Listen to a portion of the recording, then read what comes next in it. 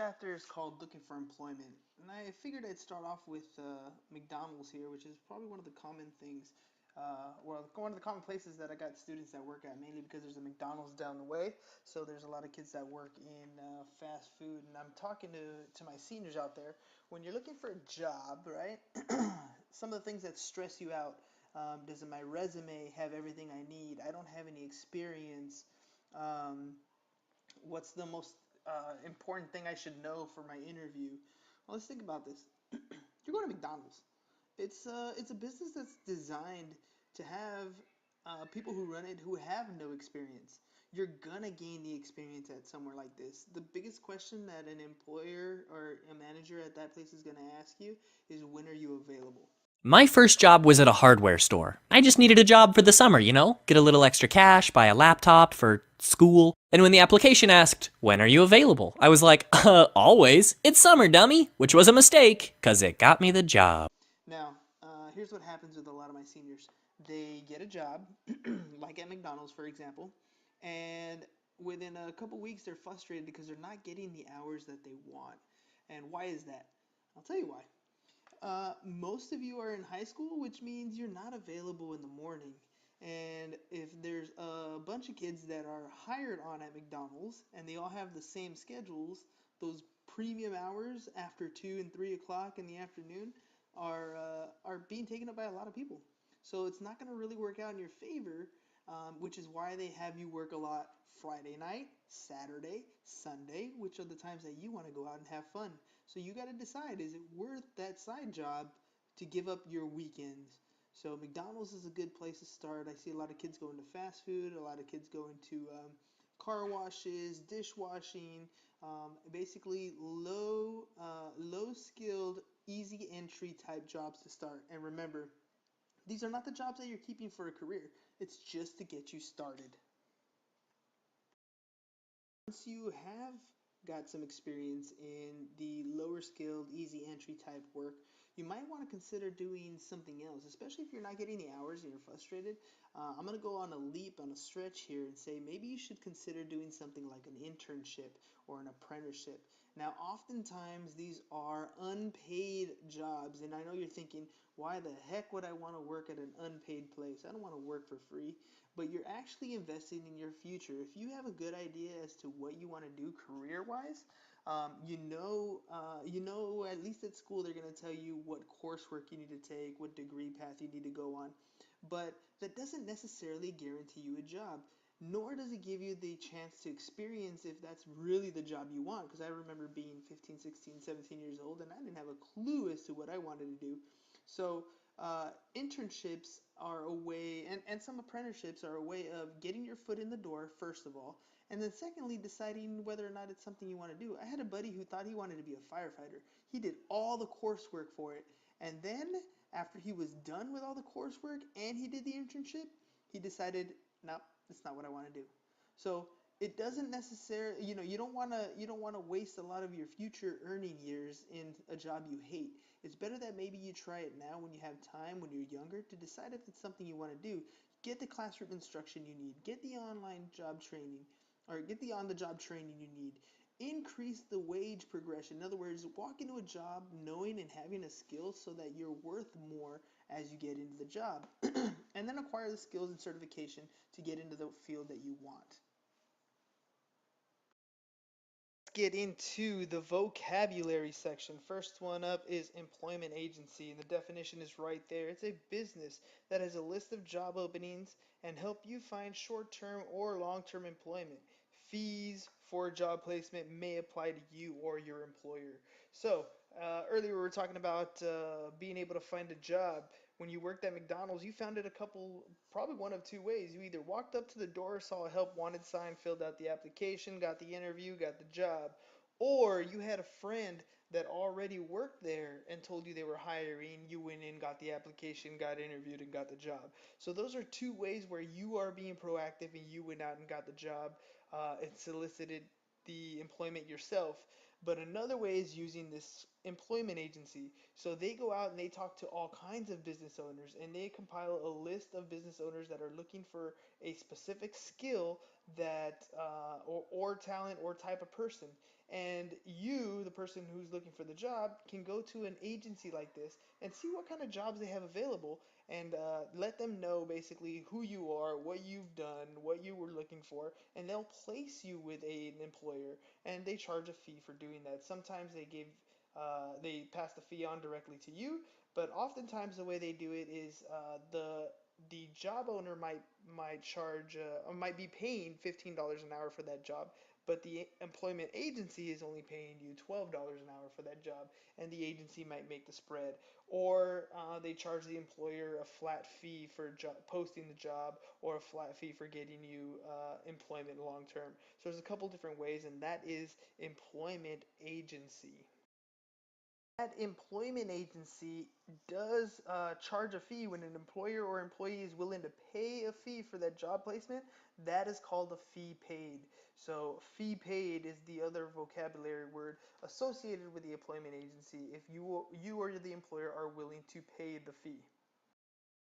Word is resume. Now, traditionally, it's been a short account of your education and qualifications for employment. It's something you typed up, like a PDF form that you print out and you take and you drop off at a job. But I think that resume, personally, I think that resume is kind of going out the window. I think today's resume also includes your social media accounts and the interactions you make within them.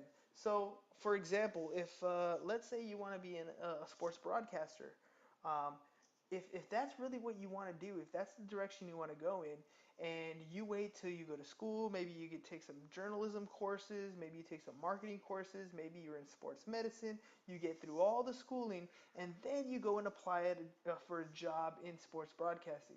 Well, guess what?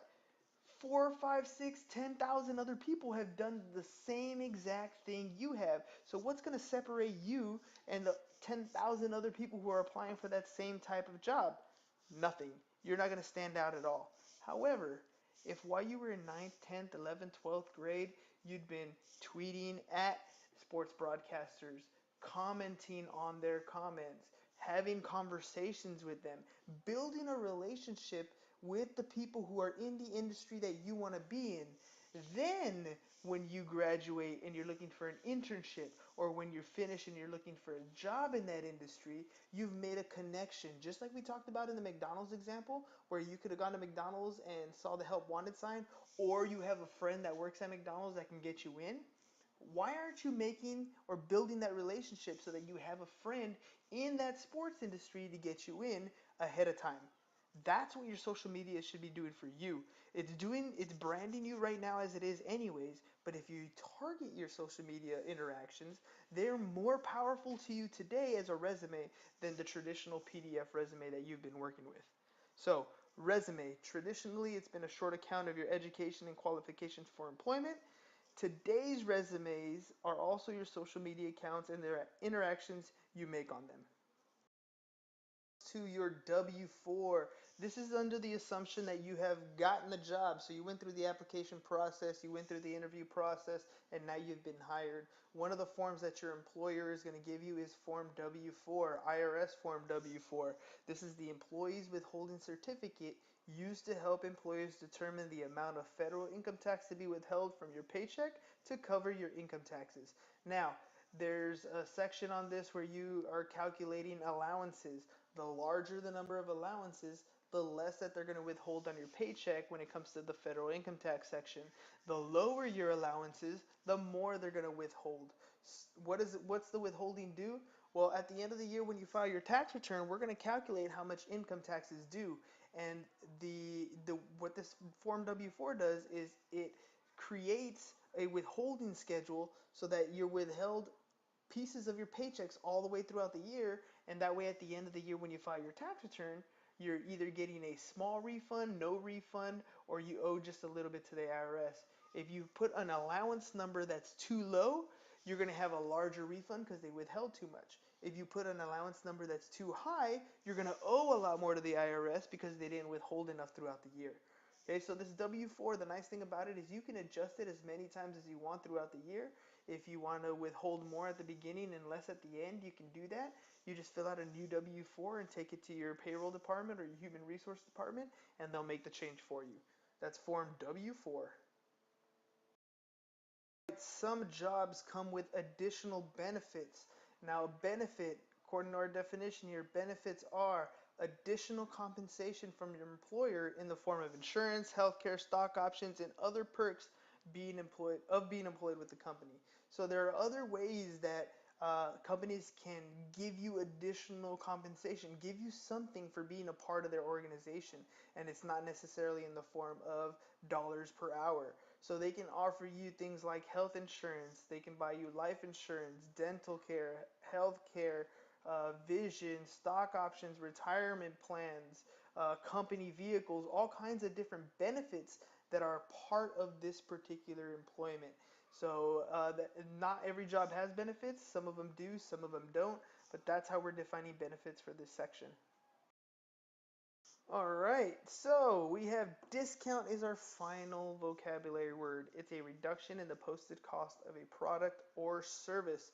So the way we find a percentage discount is we take our original price, we subtract from the original price the discounted price, and then we divide that difference by the original price. So if we had an original price of $100 and we subtracted the discounted price of $80, which is what I originally paid, that would give me a difference of 20 divided by the original price of $100. That would give me a 20% discount. So we're going to use this formula in other problems going forward. Example number 1. In this example, Maria found a job with an annual salary of 67.3K. What is her monthly pay rounded to the nearest dollar? So in this example, we're talking about annual salary. We have 1 year, but we're interested in finding out the monthly pay, which means we need to turn this into 12 months. All right, 1 year over 12 months. All right, that's the ratio. 1 year is equal to 12 months, or 1 to 12. So we're going to take the 67.3 over here. Mind you, there's a K, meaning 1,000. So we're essentially multiplying this by 1,000, which means we're going to move the decimal over 3 places. That means that the 1 year salary is $67,300. Now we're going to divide that into the 12 months so that we get the monthly salary, and it comes out to be $5,608.33 repeating. Now this question asks us to round to the nearest dollar, so the approximate answer here is going to be $5,608 per month if her annual salary is $67,300 per year. Real job agency is advertising a job in the drywall industry. The fee is 15% of the first month's pay. If the job is X dollars annually, express the fee algebraically. So the first thing we need to talk about is the difference between an expression and an equation. An expression is something like 2 plus 2. There is no equal sign. The moment I say 2 plus 2 equals 4, that equal sign turns that expression into an equation. So our answer is going to be in the form of an expression. Second, we're talking about 15% of the first month's pay, right? The first month's pay, but the job is being expressed in dollars annually. So we have to take those dollars, divide them by 12 months in the year to get the terms of dollars in monthly pay. Second, the next thing on the list is the 15%. So we have 15%. So you can think of it as mathematically, where we take that 15, we divide it by 100% to give us the 0.15, or essentially we're taking the 15% and we're moving the decimal over 2 places to get the 0.15. Or the way I like to explain it to kids is think of the word percent as 2 different words. We have per and we have cent. And if you think of a dollar as 100 cents, right, 100 cents, then 15 cents of that dollar would be 0.15, or 15 cents. So that's how we can convert percent if you're having trouble with that. So if I have the annual dollars, X annual dollars divided by 12 to give me the monthly dollars, all I got to do is multiply it by the 0.15, or the 15%, and that'll give me the fee. So I've already found out how much I make per, right here. I've already found out how much I make per month because I took my annual and divided by 12, and then I'm going to multiply it by the 15% to give me my first month, to give me the fee that's being paid. So if I multiply straight across, it's going to be 0.15x divided by 12. This right here is the expression that I'm looking for. Advertising is print advertising, and usually when you deal with print ads, they charge you per line. So in this print mail ad, they have $13 for the first 4 lines of a mailer ad, and then $7.50 for each additional line. We're going to express this cost of an X line ad, in other words, we don't know how many lines, as a piecewise function using function notation. So that C of X is a cost function where C represents cost, X meaning I don't know how many lines yet, but we're gonna write a piecewise function. And a piecewise just means that there's pieces to this equation. There's pieces to this function. So if we have the cost of X, right, the cost of however many lines, we're gonna have a couple different things. Well, we know that the print mailer is gonna charge us $13. Right? They're going to charge us $13 for the first 4 lines. Means if I decide to get an ad and it only has 1 line in it, it's going to be $13. If it has 2 lines, it's going to be $13. If it's 3 lines, it's going to be $13. If it's 4 lines, it's still going to be $13. But what happens if it's 5 lines? Well, if it's 5 lines, right? If it's 5 lines, we're still going to get charged at $13, but we're also going to get charged an additional $7.50 for each line above the 4 that they're giving us. Okay, so these are 2 separate functions here. I'm choosing one or the other. I'm not necessarily using both of these functions at the same time. If this $13, this one works, right? I'm going to change the color on that. So this one works when X is less than or equal to 4. If X is less than or equal to 4, then I'm only going to pay the $13. But if I have any more than 4 lines, and when I look at this part right here, this X minus 4, it means, imagine if I place the number 5 there. 5 minus 4 would give me 1. That means I'm getting charged $7.50 one additional time on top of the $13 that they're charging me for the first 4 lines. So this bottom equation right here, this whole bottom equation, this piece of my entire function is going to be used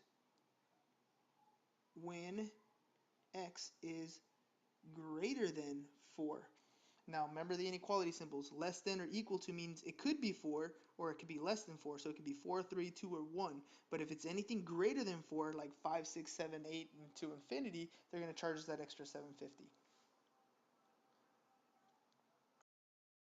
Example number 4, ZipRecruiter charges employers X dollars to post a job on their website. Employers are the people who have businesses who are hiring employees.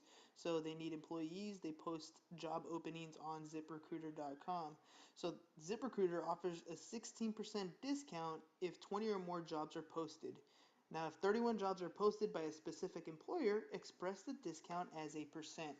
Now the original definition that we were working with, percent discount is equal to the original price minus the discounted price divided by the original price. That'll give us a percent discount. So in this case, our original cost, our original price to post a job is X dollars.